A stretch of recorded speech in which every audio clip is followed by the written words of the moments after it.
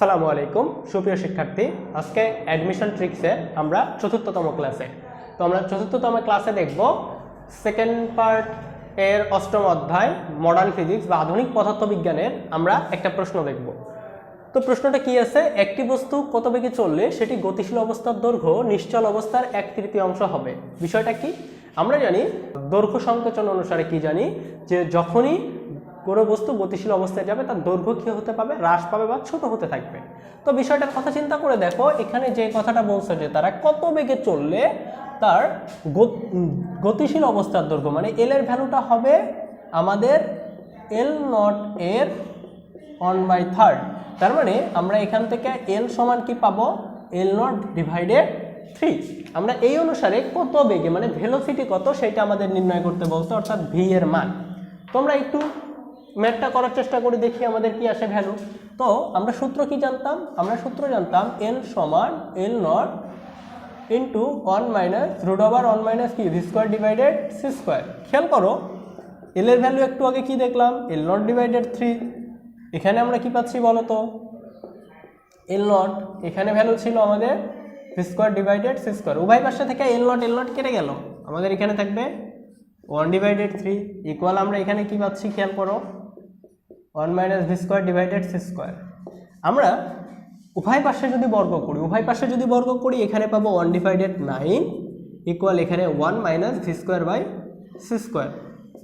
আমরা তারপরে কি পাচ্ছি দেখো, এটাকে এই পাশে নিয়ে যাবো, এইটুকুকে যদি এই পাশে আসি v square divided C square equal আমরা পাচ্ছি 1 মাইনাস 1 ডিভাইডেড 9। খেয়াল করো এখানে ভি স্কোয়ার রাখবো, এখানে যদি লসাগু নিই 9 মাইনাস আমাদের কত হচ্ছে, 9 মাইনাস হচ্ছে 1, ঠিক আছে 9 মাইনাস 1। এখন খেয়াল করে দেখো এর সাথে গুণ অবস্থায় কি আছে, গুণ অবস্থায় আছে সি স্কোয়ার।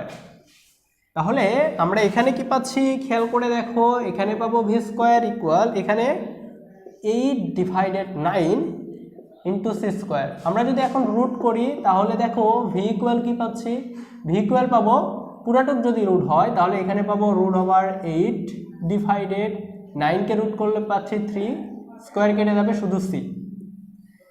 খেয়াল করে দেখো আমরা এখান থেকে একটা ট্রিক্স দাঁড় করাবো যেটা সব ক্ষেত্রে ব্যবহার করা হবে। এটা হচ্ছে আমাদের মূলত এই প্রশ্নের জন্য ভ্যালু আসবে। তো আমরা যদি এরকম দেখি যে প্রশ্ন এরকম আসে, গতিশীল অবস্থার দৈর্ঘ্য নিশ্চল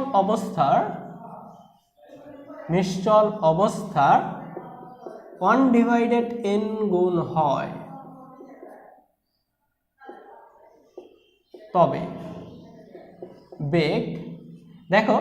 বেগ ভি এর ভ্যালু হবে। আমরা সূত্রটা কি জানাচ্ছিলাম, এইটাকে যদি একটা ফরম্যাটে নিয়ে আসার চেষ্টা করি 1 ডিভাইডেড n। খেয়াল করে দেখো এখানে দৈর্ঘ্য কি ছিল, 1/3 মানে 1/3 ছিল, তাহলে 1/n, তাহলে n কিসের মান হচ্ছে 3 এর মান। তার মানে আমরা দেখো এখানে এমন একটা থিওরি করতে পারি যে root over n square minus 1 divided কত, ডিভাইডেড n ইন্টু সি। কিভাবে দেখো এই ফর্ম এখানে আসে কিনা, আমার এই প্রশ্নের সাথে যদি দেখি 1/3 যদি বলে তাহলে 1/3 এর সাথে মিলাও, তাহলে এখানে n এর মান কত 3, n এর মান যদি 3 আসে তাহলে দেখো এখানে বসাও 3 এর উপর স্কোয়ার দাও 9 মাইনাস 1 মানে কি রুট ওভার 8 ডিভাইডেড কত, n এর মান 3 বসাই দিলে সি। দেখো এই ফর্মেটে আসছে, তাহলে v equal root over n square minus 1 divided n into c. এইটাই হচ্ছে আমাদের শর্ট ট্রিক্স। ধন্যবাদ সবাইকে, আজকে আমরা এই পর্যন্তই, দেখা হচ্ছে তোমাদের সাথে ডে 5-এ। আসসালামু আলাইকুম।